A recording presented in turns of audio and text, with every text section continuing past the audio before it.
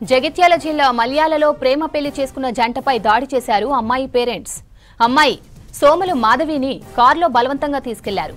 అమ్మాయి తరపున వారి దాడిలో అబ్బాయి తరపున వారికి గాయాలయ్యాయి. గాయపడిన వారిని హాస్పిటల్కు తరలించి చికిత్స అందిస్తున్నారు. బాధితుల ఫిర్యాదు మేరకు కేసు నమోదు చేసిన పోలీసులు దర్యాప్తు చేపట్టారు. జగిత్యాల జిల్లా మల్యాలకు చెందిన నల్ల ముత్తుకుమార్, ఏపీకి చెందిన సోముల మాధవి ఇటీవల కొండగట్టులో ప్రేమ వివాహం చేసుకున్నారు.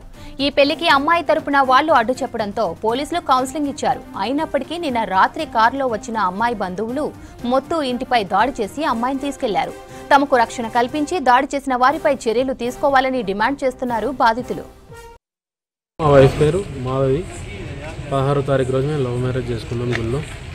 వాళ్ళ ఇంట్లో వాళ్ళు వచ్చి నన్ను, మా నాన్నని, మా అమ్మని కొట్టి, ఆ అమ్మాయిని కూడా కొట్టి బలవంతంగా తీసుకువెళ్ళి కార్లో పడేశారు.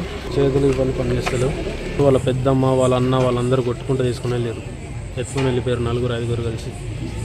ఇంటి మీదకి 10-15 మంది దాకా దాడి చేశారు. మేము ఇద్దరం ఇష్టపూర్వకంగానే పెళ్లి చేసుకున్నాం.